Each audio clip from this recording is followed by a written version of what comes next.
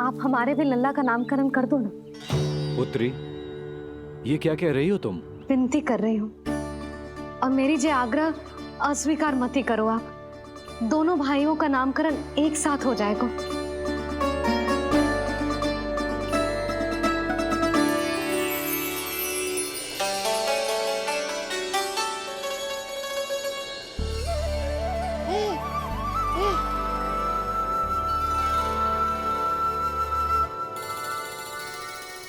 कितने प्यारे और निर्दोष बालक हैं।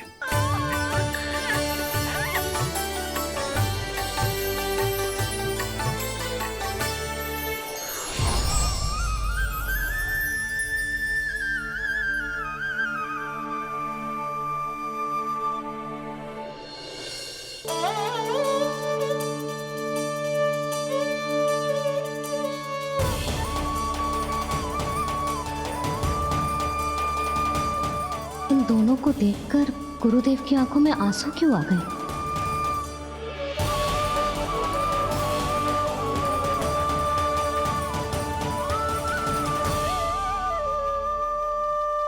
ये क्या कर रहे हैं ऋषिवर? संभालिए अपने आप को, नहीं तो मेरा रहस्य खुल जाएगा आज। अरे ऋषिवर, हाथ मत जोड़िए। इससे पहले कि गड़बड़ हो जाए, अपनी नमस्कार मुद्रा को आशीर्वाद मुद्रा में बदल दीजिए। बात को समझिए, मैंने ये अवतार मैया और लल्ला के अद्भुत संबंध का अनुभव करने के लिए लिया है, पर आपकी भावुकता के कारण यदि मैया को मेरा सत्य पता चल गया तो ये संबंध ही बदल जाएगा।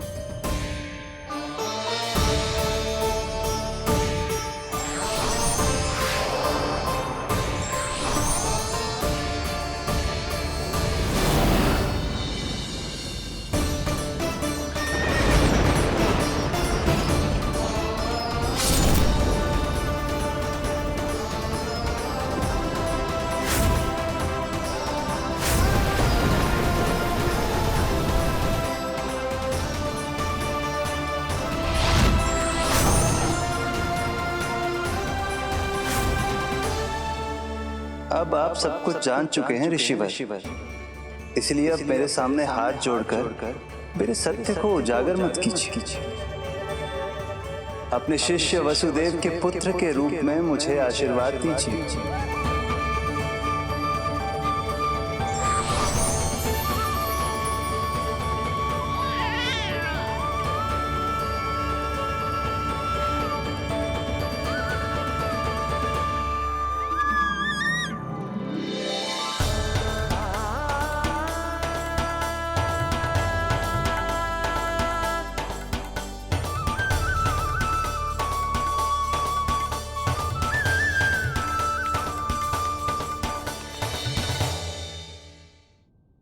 ऋषिवर, आप मौन क्यों हैं?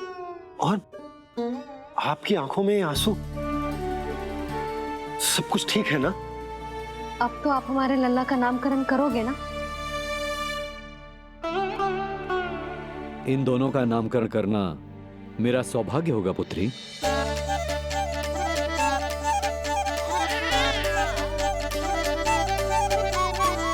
परंतु ये गोपनीय रूप से करना होगा।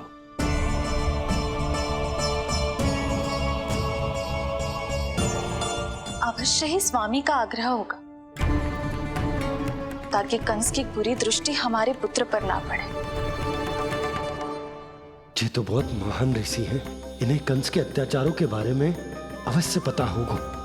अपनी संतान का नामकरण संस्कार करना एक मां के लिए उत्सव से कम नहीं होता है, पर यह छुपकर करना होगा। आप दोनों को स्वीकार तो है ना? जैसी आपकी आज्ञा गुरुदेव। स्वीकार है गुरुदेव। तो फिर कहाँ करना है हमें नामकरण का प्रबंध? गुरुदेव, मंदिर सही रहेगा? उससे पवित्र स्थान तो हो ही नहीं सकता है। ऋषिवर, आप तनिक विश्राम कीजिए, हम लोग प्रबंध करते हैं। मैं कुछ समय इन बालकों के साथ व्यतीत करना चाहूंगा। ये तो इनका सौभाग्य होगा। हमें आज्ञा दीजिए।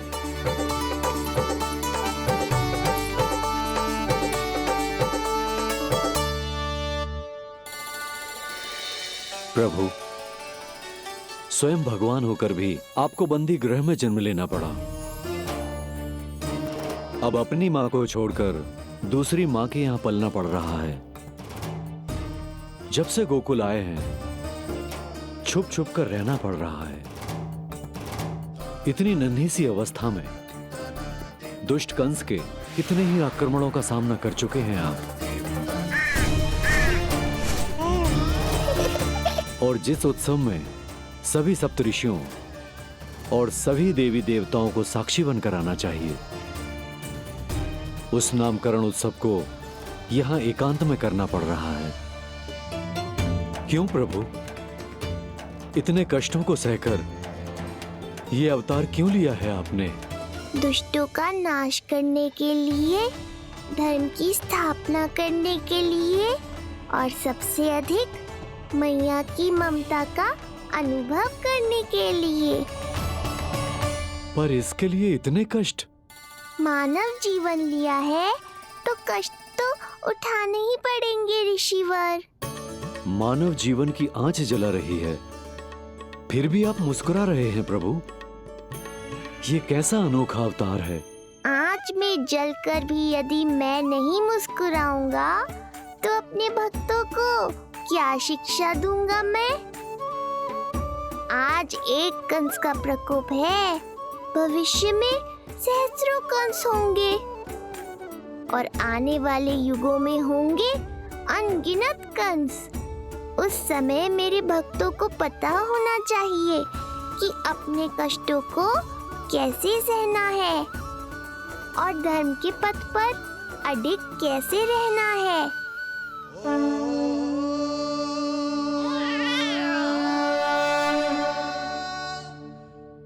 आप धन्य हैं प्रभु। देखा अस्ति, जब सिंह दहाड़ता है तो वन के सभी जीव जंतु इकट्ठे हो ही जाते हैं।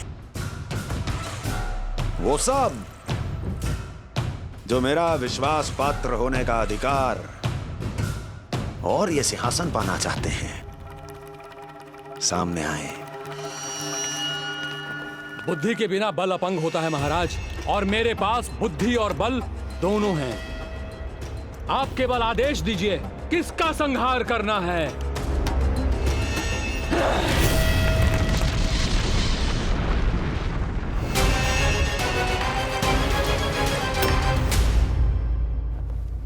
सारी तैयारी हो गई। बोलो। आप गुरुदेव को बुला लो, मैं रोहिणी जीजी और बालकों को ले आती हूँ। यशोदा, तुम रुष्ट तो ना हो ना मुझसे? मैं भला रुष्ट क्यों होने लगी? नहीं, तुम जो उत्सव बड़े धूमधाम से करना चाहती थी और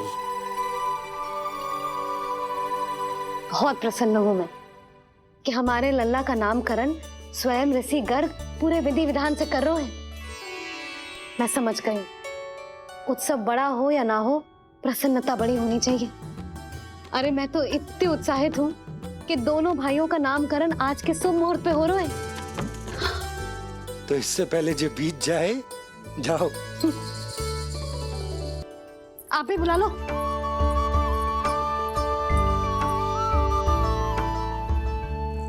यहाँ सब के सब एक से बढ़कर एक है, तो फिर अपने कार्य के लिए किसका चुनाव सबसे पहले करूं? मेरा सामर्थ्य तो आपने अभी तक देखा ही नहीं महाराज। चुटकी बजाकर शत्रुओं का विनाश कर सकता हूं मैं।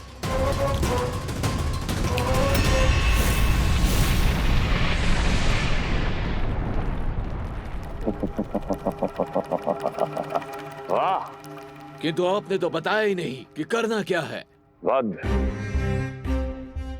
करना है, एक नवजात बालक का वध। उसे साधारण बालक मत समझना। गोकुल में नंद के घर पल रहा वो बालक विष्णु का अवतार है।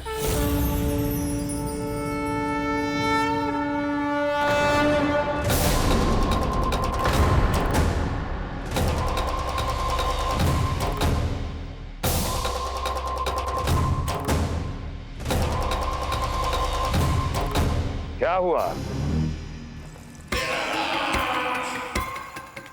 इतना सन्नाटा क्यों छा गया? क्षमा कीजिए महाराज, पर मैं नन्हे बालकों के साथ हिंसा नहीं करता। विष्णु अवतार बड़ा छलिया है महाराज, मैं उसका मुख भी नहीं देखना चाहता।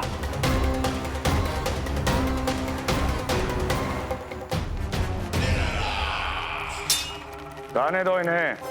वैसे भी इस सिंहासन के लिए मुझे कायरों की कोई आवश्यकता नहीं।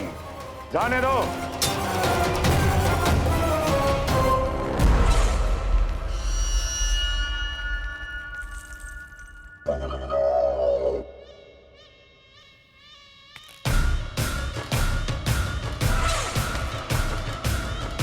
दुर्जन, क्या कहा था मैंने कहा था केवल वही आए जिनके हृदय में साहस का ज्वालामुखी धधकता हो, जिनकी तलवारें पर्वतों का सीना चीरने के लिए व्याकुल हो, जिनकी संकल्प शक्ति इतनी दृढ़ हो कि वो मृत्यु से टक्कर ले जाए। वही होगा इस सिंहासन का असली अधिकारी। महाराज,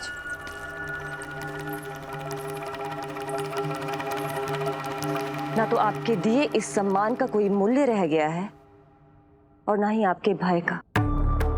अभी अभी आपने ही कहा था ना कि जब वन में कोई सिंह दहाड़ता है तो उस वन के सभी जीव जंतु एक जगह एकत्रित हो जाते हैं, परंतु उसी वन में जब कोई बब्बर सिंह दहाड़ता है तो वही जीव जंतु भय के मारे इधर उधर भागने लगते हैं। निश्चित ही वो बालक इन सब के लिए बब्बर सिंह बन चुका है। उसका भय हमारे साम्राज्य की नींव हिला रहा है महाराज।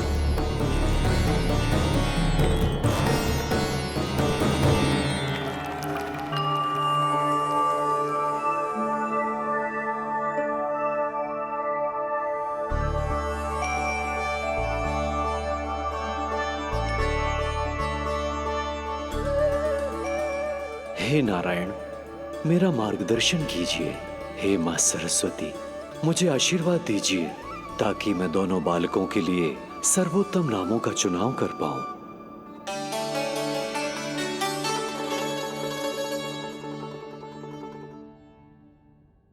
आपके पुत्र को बड़े भाई के कर्तव्य का निर्वाह करना है और इस दायित्व को प्रभु श्री राम से अच्छा किसने निभाया है? जैसा अटूट संबंध उनका अपने भाइयों के साथ था, मैं श्री नारायण से प्रार्थना करता हूं कि वैसा ही प्रेमपूर्ण संबंध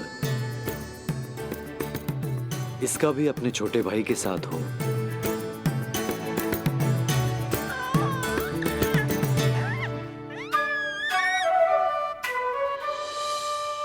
इसीलिए इसका नाम राम हो। इसीलिए इसका नाम राम, इसीलिए इसका नाम राम।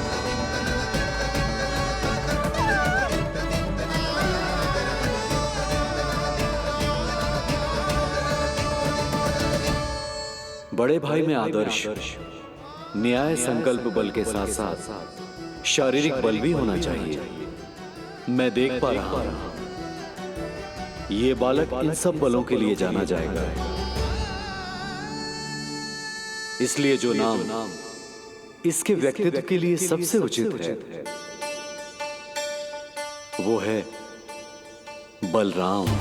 बलराम, बलराम।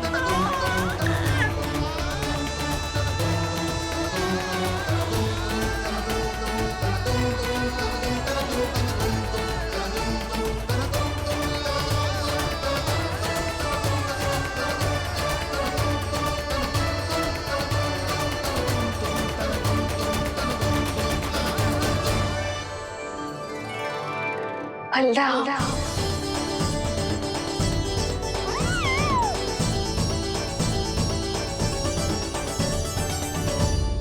तो फिर उसका नाम बल राम रखना। कैसा अद्भुत संयोग है रिसीवर। जब इसके जन्म की सूचना देने मैं वसुदेव भैया के पास मथुरा गया था, तब उन्होंने भी यही नाम रखा था, बलराम। ये संयोग नहीं, नारायण की इच्छा है नंदराज। बलराम से अधिक उपयुक्त नाम इस बलराम के लिए कुछ और हो ही नहीं सकता है। पर मैं तो दाऊ कहकर ही बुलाऊंगा इन्हें, बलदाऊ।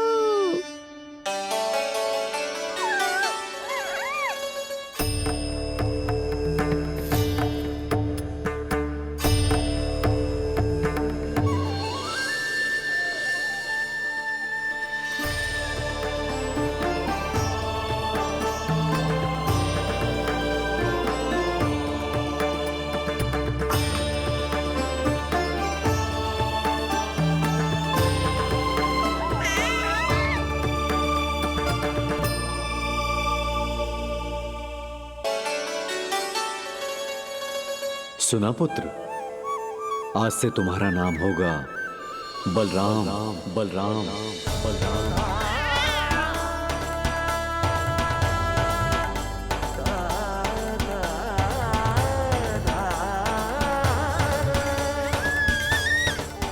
गुरुदेव, कितना अद्भुत नाम दिया है आपने इसे। अब मेरे लल्ला को भी ऐसा ही कोई उत्तम सा नाम दे दो।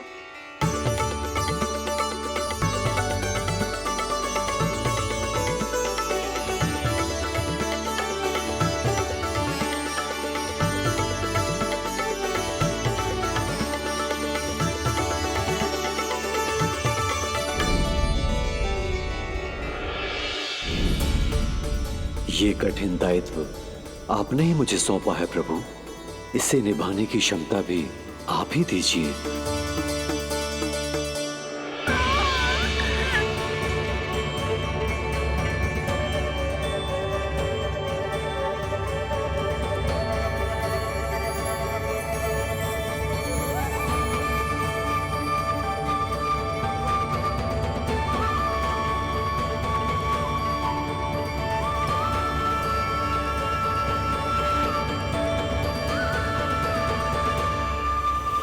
कृष्ण कृष्ण कृष्ण कृष्ण कृष्ण कृष्ण कृष्ण कृष्ण।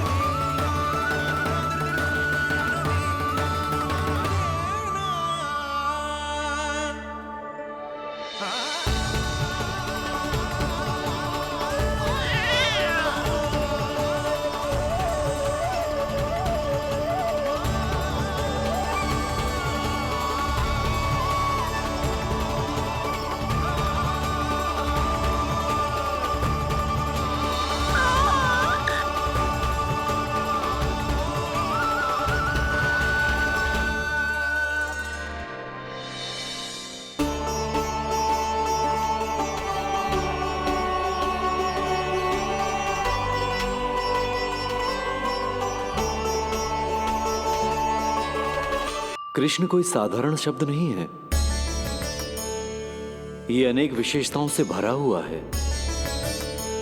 क बना है कमलकांत से, अर्थात वो जो श्रीपति विष्णु जैसा हो।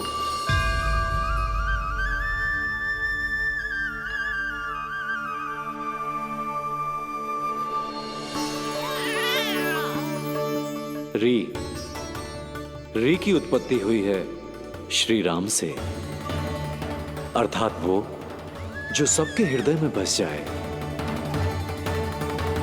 श ऐश्वर्य के स्वामी विष्णु के लिए, अर्थात वो जो समृद्धि लेकर आए।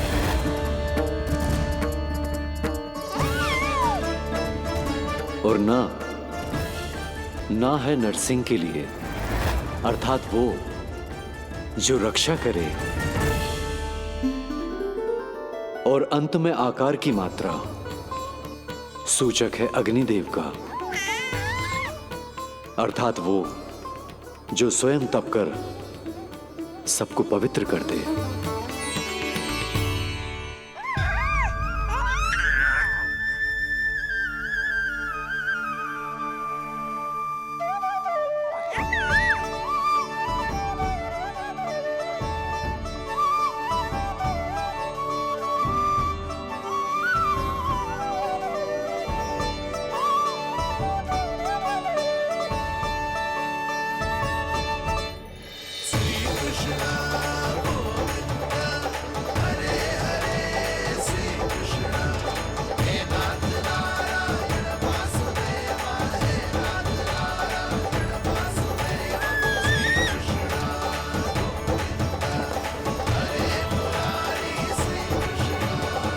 आज से तुम्हें सारा संसार जिस नाम से पहचानेगा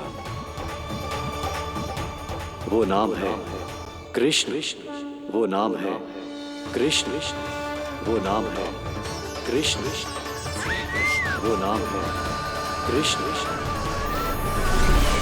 कृष्ण कृष्ण कृष्ण कृष्ण कृष्ण कृष्ण कृष्ण कृष्ण कृष्ण कृष्ण कृष्ण कृष्ण कृष्ण।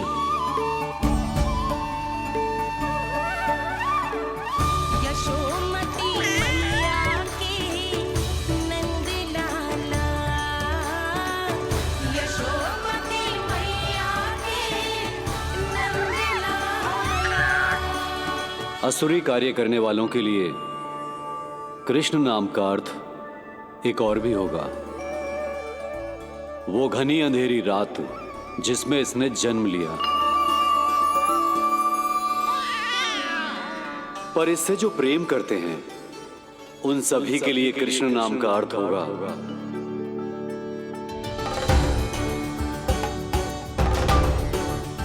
अतुलनीय सुंदरता और अथाह प्रेम।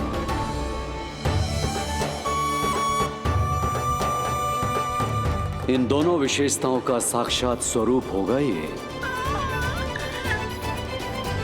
कृष्ण।